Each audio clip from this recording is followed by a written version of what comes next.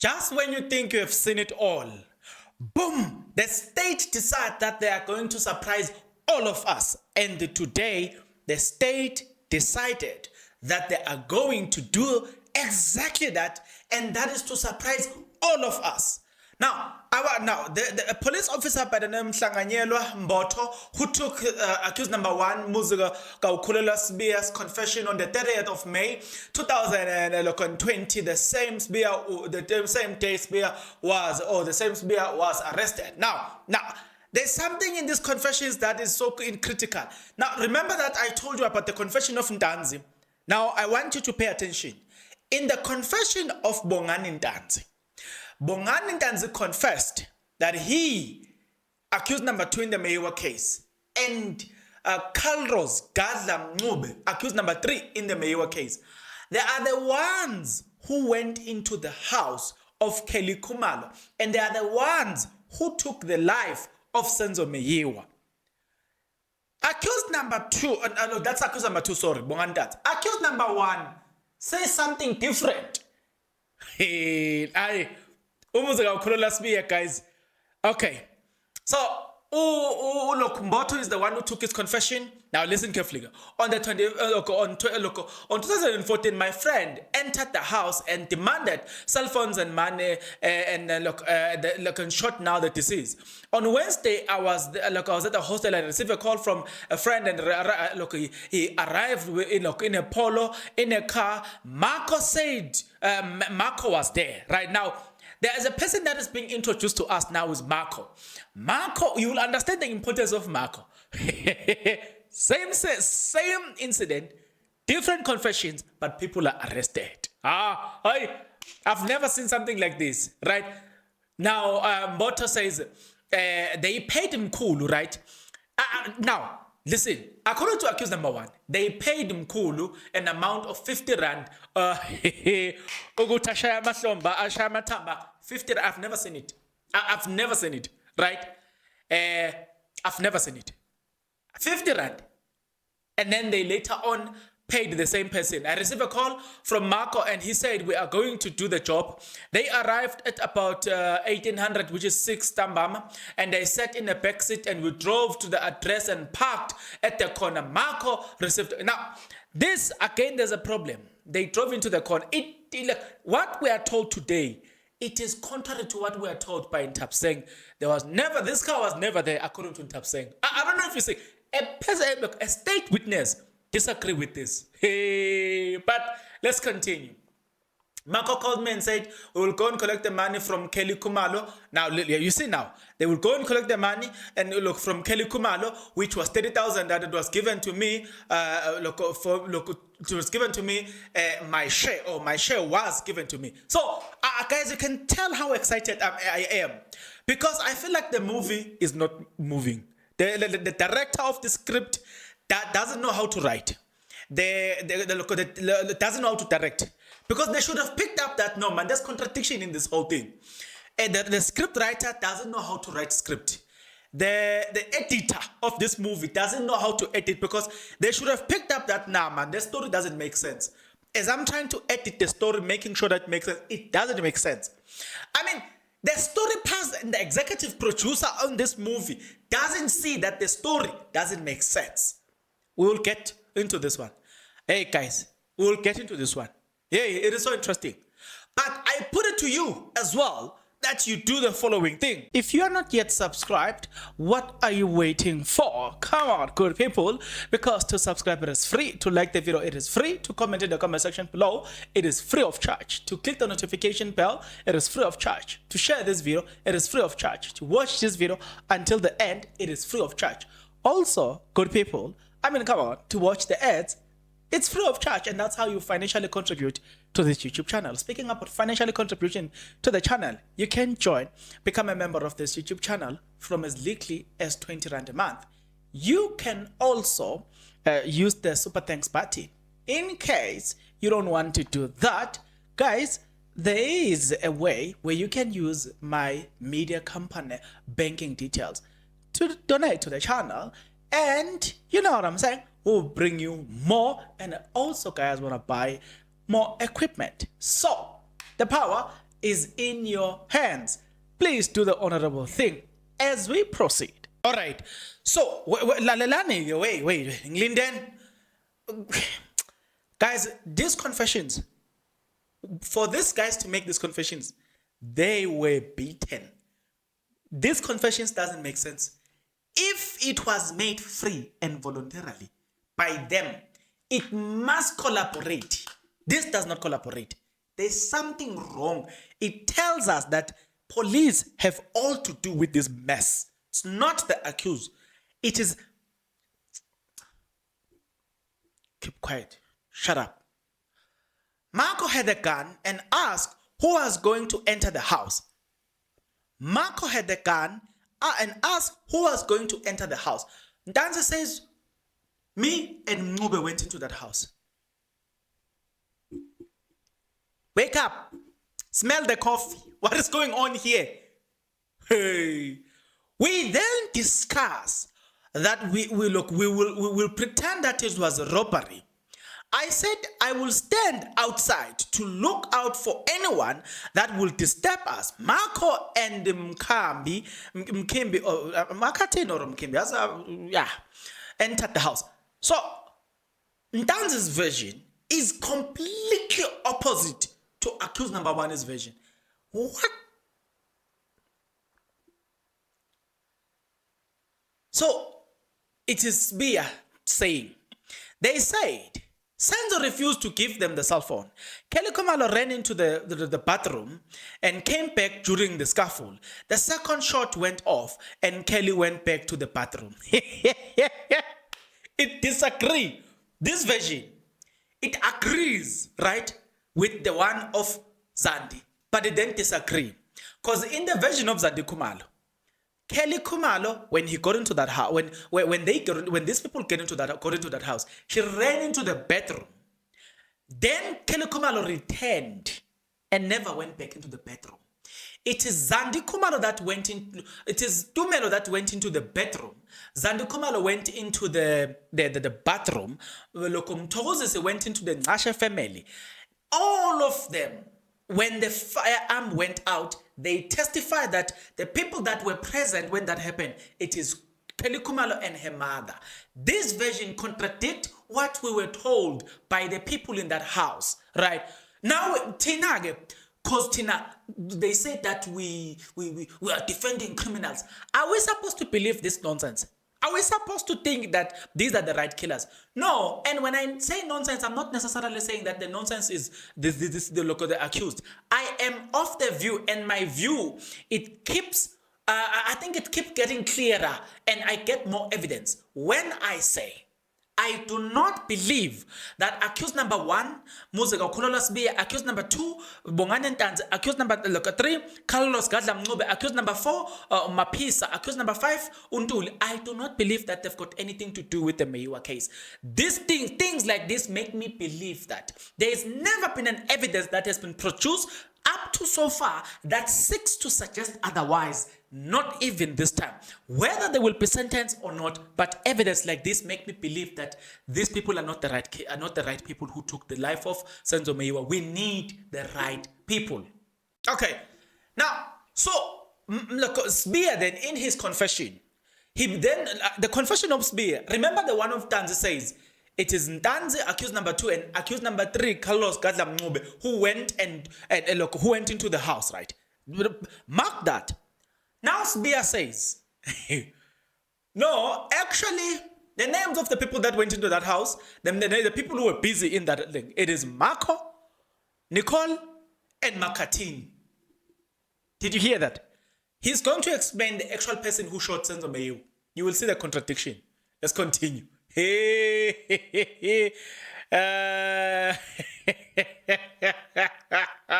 All right. Marco Telezi, Makatini Telezi shot and killed Senzo Meyiwa. Okay, Ntanzi, he said, me and Ngube, we went into the house, we shot and killed Senzo Meyiwa. Sibiya says, no, it's not you, Ntanzi, who did that. It's not you and Ngube. It's actually Marco and Makatini who went and shot. Now, remember when Sibiya is confessing, he speaks he speaks from a hearsay, right? Ha, ha. I've never seen such a blatant lie. If you believe now, after this mess, that these are the right people who took the life of Senzo, you must be admitted in a psychiatric ward. A sober person cannot believe this nonsense. This is a strict, I don't swear, but this is bullshit. I've never seen such a bullshit ever since in my life. This is bullshit at its highest form. How then do you call this bullshit? I'm not referring to Sibiya's confession. I'm trying to say this. I'm contextualizing it now. This is what I'm trying to say. I'm trying to say, if I have these confessions, and I want to take these confessions before a judge and conclude that these people are the ones who killed Senzo, these confessions are contradictory. It says a lot. Number one, it says that these people does not know what happened in that house. That's number one. Number two, it says that what they are saying, it signifies that these people were beaten. Because if they were not beaten and they were saying something free and voluntarily, their statements should have collaborated. We could have seen a collaboration. You see the problems with lies they will never be consistent. You lie to cover up the second lie. You lie. Then you get caught, you lie the second time to cover up the first lie. You get caught on the second lie, you lie the third time to cover the second lie. That cycle continues. That is what we are seeing. I am still telling, and now I'm telling you again. On the basis of what we've just discovered now, I can confidently tell you, the people who shot Senzo are not the people who are sitting there as accused number 1 to 5. This tells me a lot. Like I said, if you don't see this, you must be admitted in a psychiatric ward. Okay, so Marco Buthelezi and Makatini Buthelezi shot and killed Senzo. He says he received a call from Marco and Makatini Buthelezi, who were his friends staying at Fostora's hostel, Zulu section. He says, Carlos Gadla Mngube, okay, that was Ulokundanza now. Listen, let me put this version into you. According to accused number 1, listen to the person who went into that house. It is Marco Buthelezi and Makatini Buthelezi who shot and killed Senzo. Now let me read the version from accused number 2. Right, accused number 2 says, me, accused number 1, me and Carlos Gadla Mngube, we went into that house. Carlos demanded money and cell phones. Senzo jumped on Mngube and he was shot by Carlos. Listen, Senzo Mayewa's life was taken by Carlos, according to accused number 2. Confession, right? According to accused number 1, Senzo Mayewa's life was taken by 2 people who I assume are brothers. It's Marco Buthelezi and Makatini Buthelezi. The movie is not moving. The script is not scripting. I'm telling you, the script is not scripting here. And then again, all right. So he said that both men came to him and told him the job was done. So here he's saying he was waiting outside. So he was kind of like a backup, and his position was to observe what was happening so that he can notify them.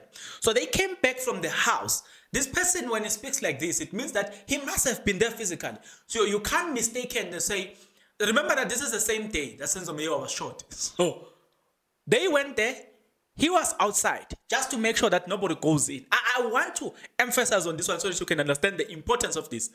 He was waiting outside to make sure that nobody goes into that house. As the 2 brothers, Makatini and it's Makatini and who? I want to make sure that you understand this, right? As Umako and Makatini were going to do the work inside. He sees them going inside. He's observing that they don't get disturbances. So when they were done, they go out. We're talking about the day, the 26th of October 2014, the day in which Senzo was shot. So according to this confession, then they went into the side, they finished him. He said nobody's going in, nobody's going out. This again, therefore, must explain longer story. It doesn't make sense. Longer story doesn't make sense. I'll come back to longer story here, right? So when you test it against this version, longer story doesn't make sense again. But then nevertheless, nobody's going in, nobody's moving out. Fine, fair. Now, wait a minute. On the very same day, these people, the two gentlemen, Makatini and Marco, they take the life of Senzo. But on the very same day, listen, on the very same day, the life of Senzo was taken by Umnube and Dundanzi.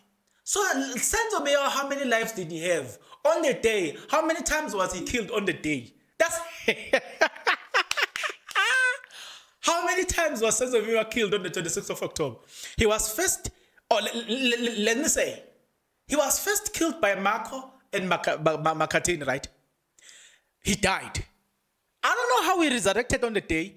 Then he was later on killed by Untanza and Mnube. Do you understand what I'm trying to say?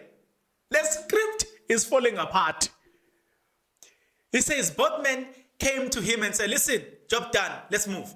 The job was to take Senzo Meyiwa's life. The hit, according to the accused number one, the hit was ordered by Kelly Kumalo. Now listen, accused number one then goes on and say, according to the confession, he goes on and say, he was told that 100,000 will be paid by Kelly Kumalo for the job. So 100,000 was the price, right? That was 100,000 was the price Kelly Kumalo paid to take Senzo Meyiwa's life. Why did she pay so much money to take Senzo Meyiwa's life? Hey, I think Kelly Kumalo is sitting there is gonna sue somebody here. I'm telling you, Kelly Kumalo is gonna sue the state. I'm telling you, and will have a lot of money. She will sue for image. Look, the damage. What image? Wait, it's called what? Because if this goes like this, I foresee something.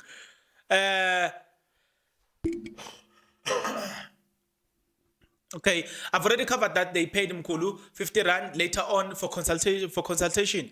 And now that alone, tell me something. Mkulu is doing a great job for them. This job that is so important as this important, you used 50 rand. 50 rand. Later on, they came back to pay 5,000 rand. Mkulu is doing an essential job and is paid 50 rand. Hi, guys, ngicela ningiyeke mina. Kukhona into engayenzi sense la. The script is not scripting. I'm telling you. The writer of the script does not know how to write. Okay. Okay. So in September 2014, it was in Sabata. I received a call from Marco. They were coming from my house. They were coming to my house. Marco was driving. They arrived and informed me that there was a job that needed to be done. That is the confession, right? Days after that, they went to Mkulu, traditional healer, got cleansing for the job at Katlahong, Pambridge. They consulted to check if the job will be successful. That is where they paid the 50 rand, right? Days after, they went to Mkulu, a traditional healer, to get a cleansing from the job to be done. Okay, we've already covered that one. Right, this money that was going to be paid, that was going to be given to Marco. Now listen carefully. Marco had dreadlocks. Look, right? Look, Mkambi or Mkatini was wearing a red cap. I was wearing a white cap. Oh my God. Yeah, my friend. Yeah. Yeah, guys. I didn't jail. Like, Nina, guys, you are looking at this. Okay, so we then drove to Fosloras. While we were driving, I heard Marco answering a call saying, we are on our way. Marco said that Kelly Kumalo who called and asked, where are we? So in other words, just to paint a little bit of a picture, Kelly Kumalo was with Abu Senzo, and then he's like, hey guys, man. Hey guys, you're taking long. Come on. Where are you? I paid you guys. Where are you? And then Marco was like, hi, boss, we are on our way. We are on our way, please. You know what I'm saying? Yeah, guys, that story is not story. The script is not scripting. Hey, they entered the house and closed the door. According to them, they say they found. Now, this is where it gets in another interesting, another contradicting to what we are told. Another piece of evidence that contradict what we are told by all the people who are in that house. Listen to this one. They entered the house, closed the door. According to them, they said they found 3 people, which were Meyiwa and 3 women. One of the women was Kelly. Now let me remind you. Let me put you into perspective because you might have lost your perspective. Yeah, let me put you into it. Zandi Kumalo, Mtogo, Tumelo, just to name the 3. Let me tell you who was in that house. They were all thinking Mtogo, Tumelo, Zandi Kumalo. They were there in that house. They are not named here. Some of them are not named here. If you say there were 3 women, and you say one of them is Kelly Kumal, now you are left with 2 women. And from those 2 women, then it must be,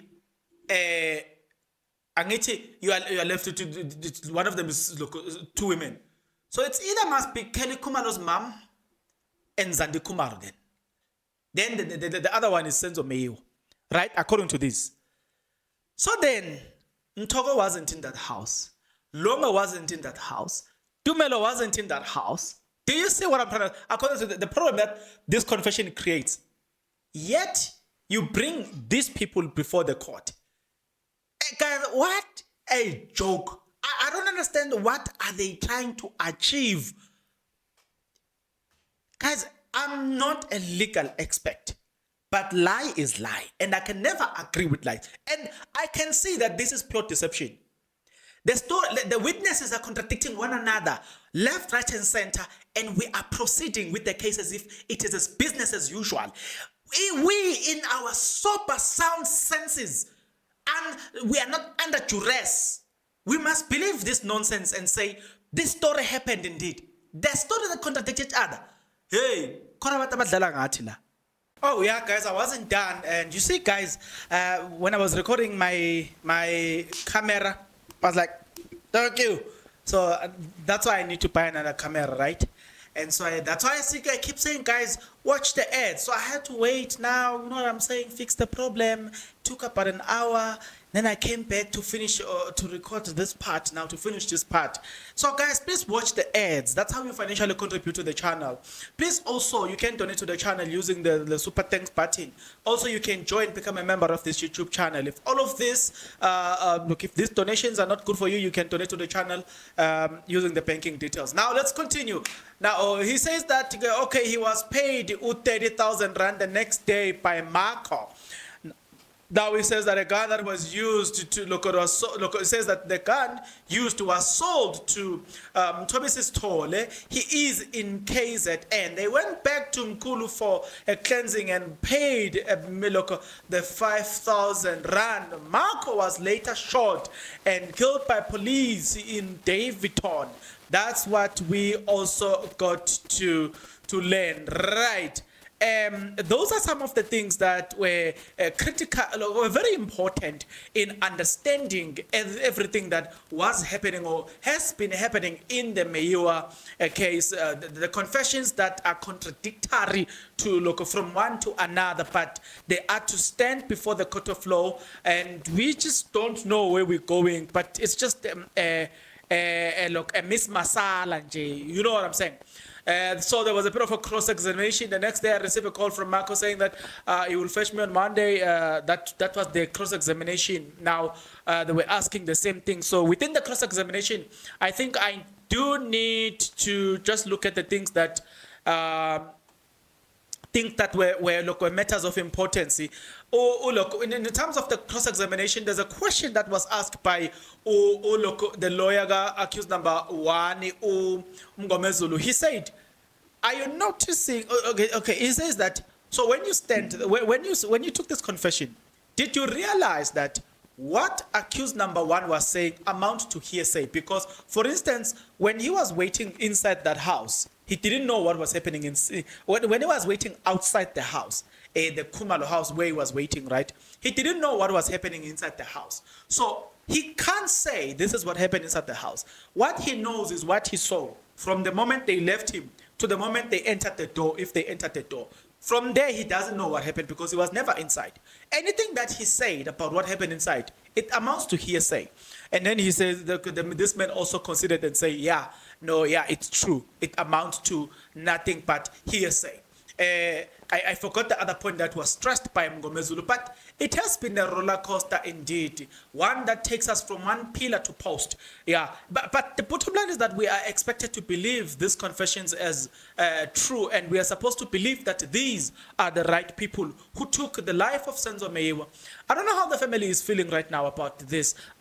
If you are, for instance, one of the members of the family, let me start with the Meyiwa family. I wonder, I do talk to Sfiso Meyiwa. Yeah. Sfiso is a man, so certain things he can handle them very well. But what about the mother? What about the sister? What about the other people? And Mia, Siyabonga Mia, who is a cousin to, I don't know if I pronounce his name correctly, but I think it's Siyabonga Mia. He was a spokesperson of the family at some point. He had an interview on Kakasi FM. Those two, Meyiwa and Sfiso and him, I think they can handle this, or they can deal with the situation very well. But what about the ladies sometimes who can be too emotional about the situation? Looking at these, and maybe they were hoping that, or believing that these were the right people, right? But suddenly then, as they look at the evidence, it contradicting. How are they feeling? Because for them, it's about getting justice getting justice done, or getting justice. Now, moving right along, start with the family of accused number one, Sibiya, who at some point was threatened that he was going to be beaten if he doesn't help them get secure the confession here. How is he feeling? You know what I'm saying? Looking at this, you know what I'm saying? The Ntanzi family, who Ntanzi was a breadwinner there. So now Ntanzi is taken. He's lambasting. Look, he's busy. Look, he's there in heaven. Heaven one, sorry guys. Prison. He can't even sustain his children there. How are they feeling? I'm just wondering. How are they feeling? Looking at this, and they will be like, but there's no evidence that suggests otherwise here. How are they feeling? To get what I'm trying to say. How are they feeling? Nuba's family. I've never seen them on. I've never seen an interview with any of the Nube family, right? So I've never seen an interview with the Nube family. I've never seen an interview. With Mapisa, I can say Nobile represent the Mapisa or Mapisa family, which is accused number 4, but also accused number 5, which is Ngani. You kind of feel like, hey, how are they feeling? You know what I'm saying? Because their son might have been convicted or for the other criminal cases where it's alleged that not alleged, it's no longer alleged because the court found him guilty of this 6, sentenced him to 6 what. So they can take that, you know what I'm saying, and live with that. But how are they feeling when they see these confessions here contradicting one another, and their son is being dragged left, right, and center? How are they feeling? But ultimately, I want to ask you as a person that is following the case, you are busy following the evidence from one evidence to another. How are you feeling about these things? You know what I'm saying? I've had people, I remember at some point I was on Tandon Lecture's channel where I had a person saying, the way I'm so tired about this case, it's not that I don't want justice for the Meyiwa family, but for the sake of my own emotions, for the sake of my own well-being, I will no longer follow the case. Just for the sake of my well-being. And it necessitates me to ask you this following question. How are you feeling? How are you holding up? You know what I'm saying? To those that are interested to see justice being served, right? Justice is not a one way. The Meyiwa family needs to have justice. The Kumalos at some point, they need to have justice. One way or the other, no matter how you define the word justice, the accused families, they need justice too. You know what I'm saying? The country, the country deserves justice because this is a case of public interest. The country deserves justice. In all of these things, now when you bring everything together, how are you feeling? Tell me that. How are you holding up when your emotions are being taken from pillar to post, and you can see that nah, something doesn't add up. Something really doesn't add up here. How are you feeling about this? I want you to get into the comment section below. I want you to tell me your thought. I want you to tell me your opinion about everything that have just transpired. you and I, definitely, guys, we will meet. But there's one just last favor that I'm asking from you, is that you subscribe, you like the video, you comment in the comment section below. But then the ultimate one is that you click the notification bell. Reason being is that when I post the next video, you will be the first to be notified. Don't you want to be the first? I do. So please do the right thing. Till such a time, good people, take care.